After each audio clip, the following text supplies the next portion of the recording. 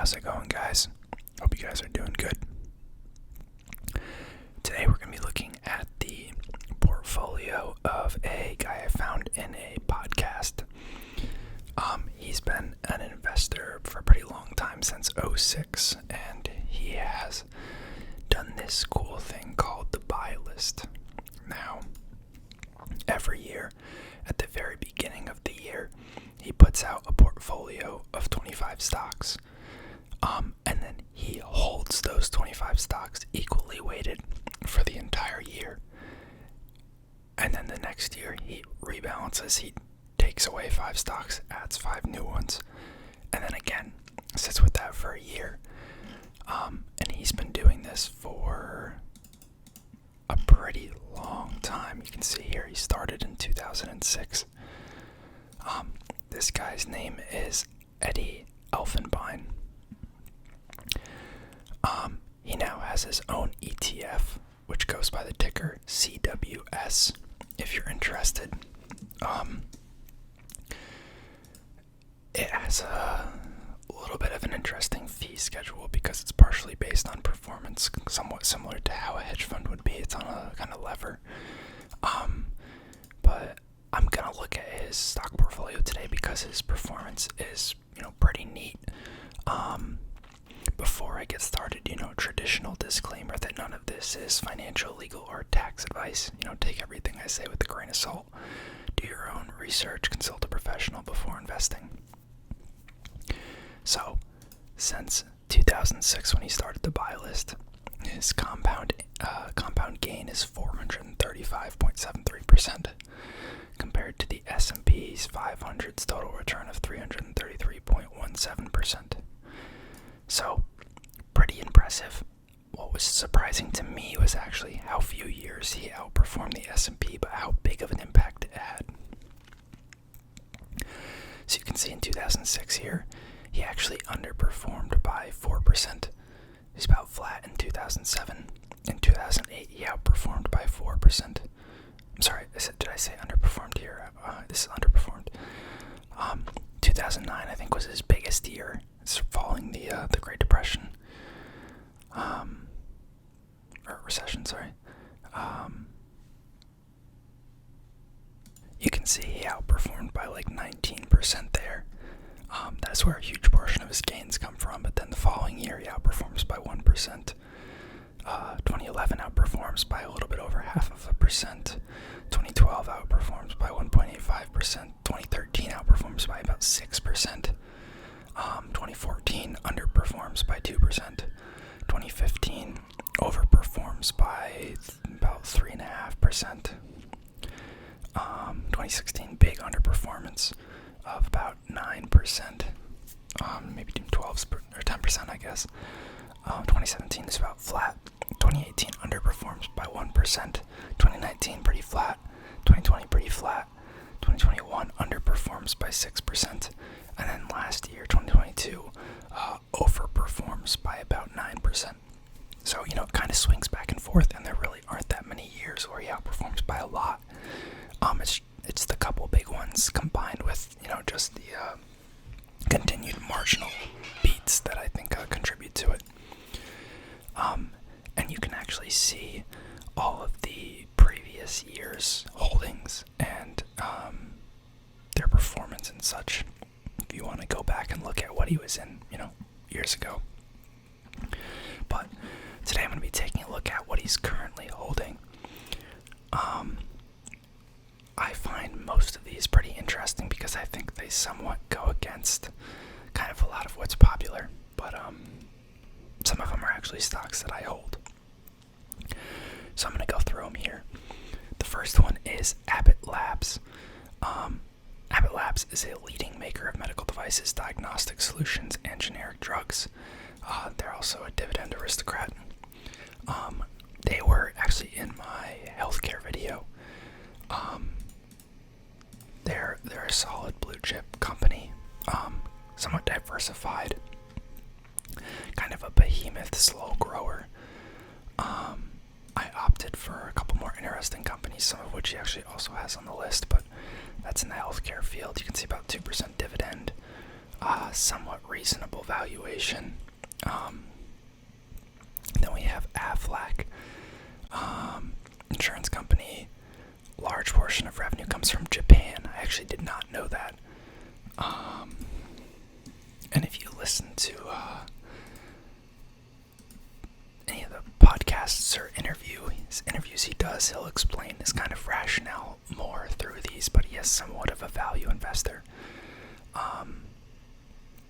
He loves stocks that are, not followed super closely by Wall Street, because, it's a little easier to find an edge there. You can see Aflac's actually done pretty well. Past year, it's about flat. It's got a 2.65% dividend. Yeah. AmerisourceBergen. This is actually another healthcare company. They're a major drug wholesaler. I did look at them when I was looking at my healthcare portfolio, and I decided to stay away from them because they are facing a lot of legislation related to the opioid crisis. They were somewhat responsible for that, and they're facing a lot of liabilities. I think they're coming out the other end of that. He has talked about it in some of his, he does like newsletters. So he talks about it a little bit in there.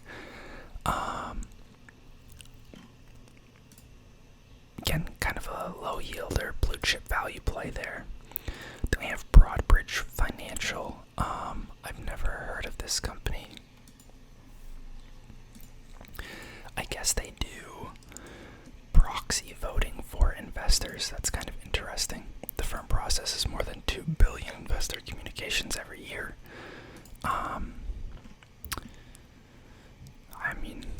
It's one of those stocks that no one's heard of, but it's a $16 billion company, which is pretty crazy. Carrier Global, one of the largest HVAC companies. Interesting. See, they're all kind of like weird niche products. It's kind of like a pick and shovels play.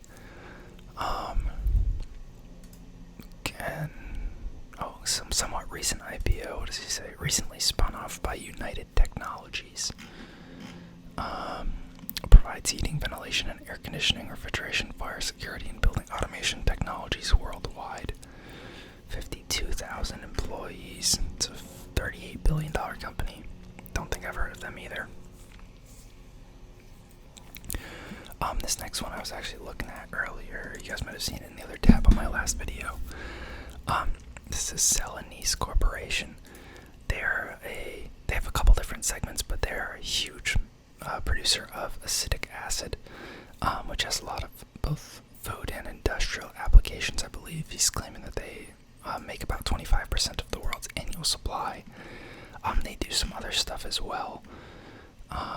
Engineered polymers, specialty polymers for automotive and medical applications, food and beverage industry and food protection ingredients, sorbic acid, potassium sorbate. Here's the acetic acid. This is used in so much stuff. It is a very much under the radar company. You can see it's done very well. 2.72% yield, pretty low valuation there. Danaher, I also hold this one. This is a healthcare company. He describes it as essential but obscure stuff. The stock has been an amazing long-term winner. I have talked about them before. I'll skip that. FactSet Research provides financial information and analytics software for investment professionals. Let's look this up.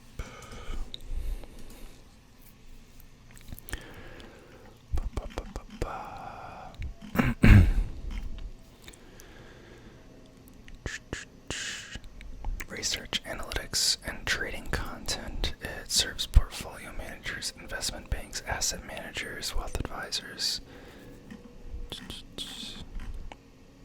$15 billion company.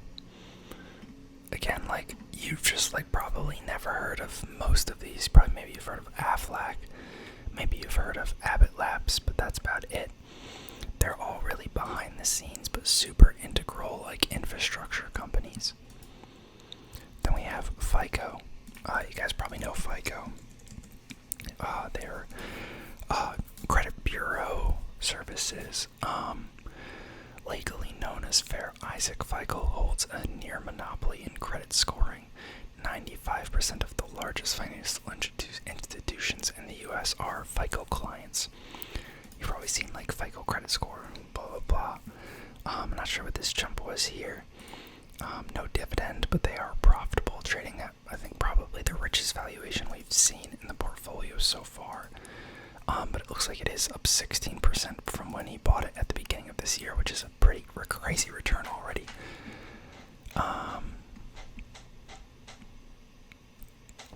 He also gives, it looks like, a price for buy below. So that's kind of like where he's interested in picking up certain stocks, I guess, but that's less for him and more for other people, I think. Because obviously he only buys at the beginning of the year. Then we have Fiserv. I have heard of this company before. I don't remember exactly what they do. It's something with financial services. Major outsourcing resource for the financial services industry. That's super obscure. Again, no dividend, but decent valuation. Another kind of back-end company. Provides payment and financial services technology worldwide. The company operates through acceptance, fintech, and payment segments. Point of sale, merchant, mobile payment services, security and fraud protection products. They own Clover. I have seen those at like small businesses. Those tablets you use at checkout. Pretty cool. $69 billion company. Wow. Then we have Heiko. Never heard of it. It's like Geico, but spelled with an H.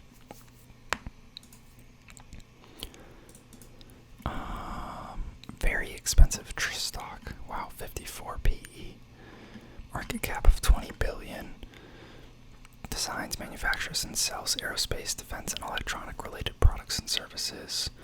Jet engine and aircraft component replacement parts, thermal insulation, blankets and parts, renewable, reusable insulation systems and specialty components, hydraulic, pneumatic, structural, interconnect, mechanical, and electromechanical components for the commercial, regional, and general aviation market.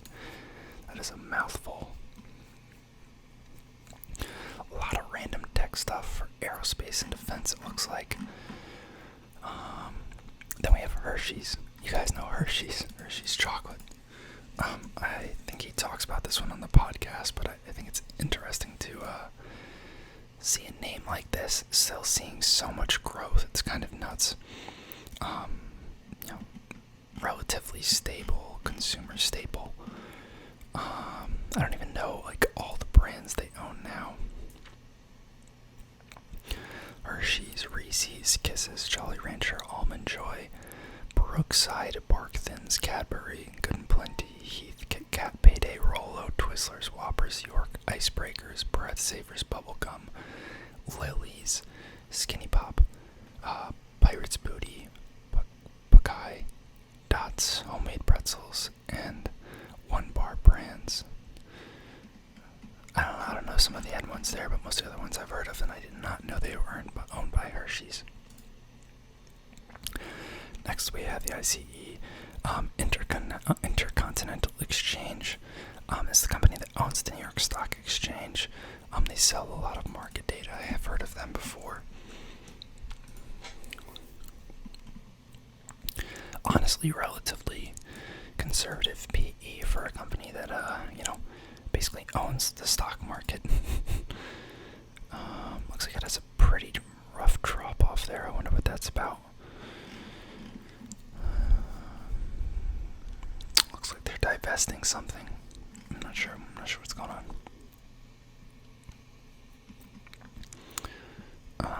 Exchanges, fixed income and data service and mortgage technology. Operates regulated marketplaces. Gotcha. Kind of cool. Intuit. I have owned them before, actually. This is the company that owns TurboTax and Mint. QuickBooks. Apparently they own credit card Farm, I did not know that. Somewhat of a rich company. Honestly, we'll probably have a pretty good next quarter given that we're in tax season right now. This is a $115 billion behemoth. I think it's the biggest stock we've looked at so far.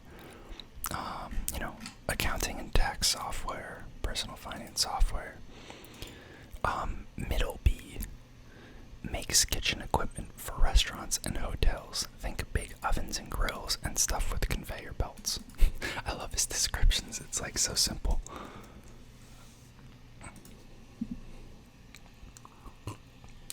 Kind of high short interest there. That's interesting. I also am curious why he's favoring a stock like this for restaurants essentially when we're supposedly seeing an economic pullback. I would think that would mean less money spent at restaurants,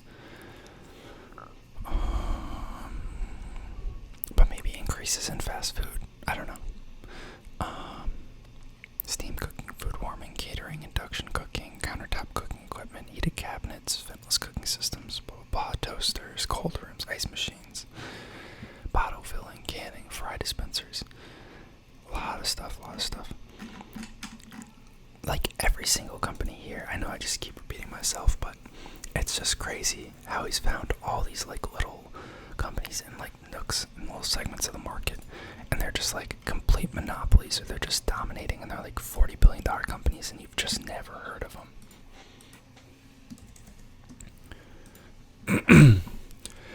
Next up, we have Miller Industries. This is a tiny one, $377 million. It does pay a dividend though. It looks like it's had a pretty crazy run year to date. I wonder what that's about. Oh, they make tow trucks. Okay, so this could be like a play on like repos, which I guess are potentially going to become a thing if people are defaulting on their car loans. That's kind of a cool play. It must have been at a pretty cheap valuation before the run up year to date if it's only at an 18 PE now after all this. That is certainly a small company though. Then we have Moody's. I think they do credit rating for businesses. $53 billion company. Had a rough last year. Integrated risk assessment, Moody's Investor Services, and Moody's Analytics. He says part of the credit ratings duopoly, they also own Moody's Analytics. Oh yeah, right here. No analysts follow Miller Industries. Otis, I keep mixing them up with another company, Oland or something, that like makes like ammunition or something. I don't actually remember the name of it, but every time I see it, I think it's that stock, and it's not. They make elevators. Again, I'm curious the thought process behind this. If we're supposedly seeing a slowdown in real estate and a lot of like cancellations and projects and whatnot, world's leading elevator and escalator manufacturer. Every day, 2 billion people catch a ride on their products. Pretty cool.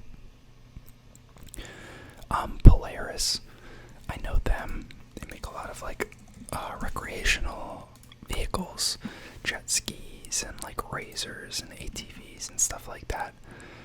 This had a run up during COVID, I believe. Yeah, it was up at like 140 something.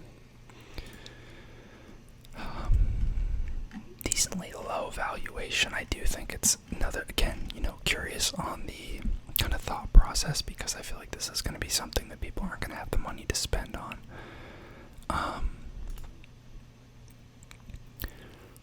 All-terrain vehicles, side-by-side vehicles, military and commercial ORVs, snowmobiles, motorcycles, motor roadsters, quadricycles, and boats. Science Applications International. I think of them as the Pentagon's IT help desk. SAIC also helps the intelligence community and the civilian world. The Pentagon's help desk. Interesting. It's like a government defense cybersecurity company, I guess. 5.6 billion.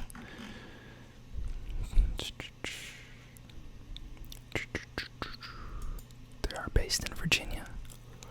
It serves the U.S. military, Army, Air Force, Navy, Marines, Coast Guard, DoD, NASA, U.S. Department of State, Department of Justice, Department of Homeland Security. Wow.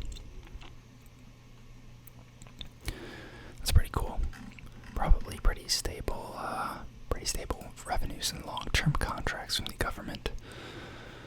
Then we have Silgan, one of the leading makers of metal containers in the world. In North America, Silgan holds the #1 position in metal food containers. That's kind of random. Again, kind of compared, very similar kind of idea to the kitchen manufacturer, the kitchen equipment manufacturer, Is that not a concern going into kind of a retractionary period? Don't think a lot of people are going to be looking to build out their kitchens. But we'll see.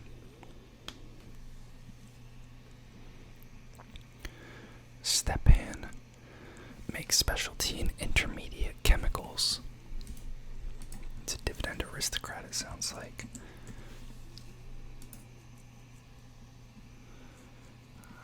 $2 billion company, so relatively small. I wonder what kind of chemicals they make.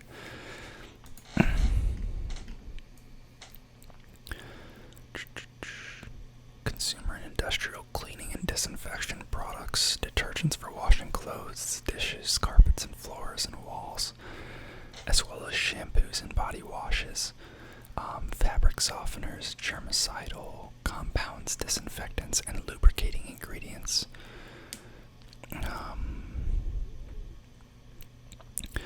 Emulsifiers for spreading agricultural products and industrial applications comprising latex systems, plastics, and composites. Specialty product segment offers flavors, emulsifiers, and solubizers for use in food flavoring, nutritional supplement, and pharmaceutical applications. Interesting. Seeking Alpha and Wall Street rated a buy. Pretty poor performance over 5 years. Then we have Stryker. I'm a big fan of them as well. I own them. I've talked about them before, but he says one of the world's leading orthopedic companies, Stryker's goal is to grow its EPS by 20% a year. What's amazing is how often they've done it. I'm pretty sure he's owned them for a while, which has definitely done him well if you look at their kind of long-term stock chart. Then we have Thermo Fisher, another company that I hold. Thermo Fisher Scientific makes lab equipment for more than 400,000 companies. They've actually been pulling back a decent amount lately. I have been buying more of them as well as my other healthcare holdings. Actually, it's not as bad as I thought it was, I guess. Why does the chart look like that? Okay, I guess not as bad as I thought it was. I saw a couple big down days. I guess from there. Dropped almost $40 a share, and then it went down from $5.87 to about $5.48. But it's actually not a bad spot. I guess they're buying Baxter's biopharma unit. I hadn't even seen that news yet.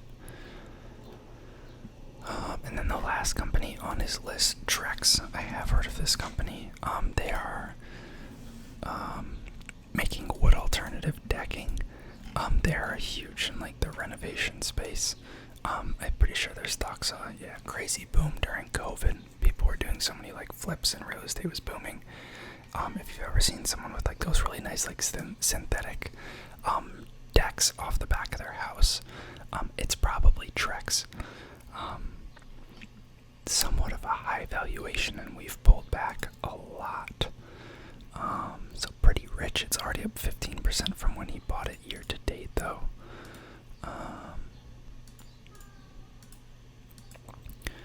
Maybe he bought it on December 31st. There's a slight discrepancy in the price performance.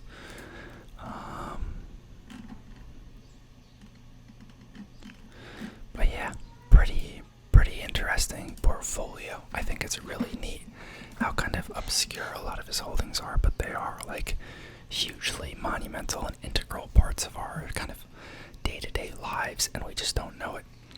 Let me know what you guys think. Let me know what your favorite stock in his portfolio is. And I'll see y'all next time. Peace.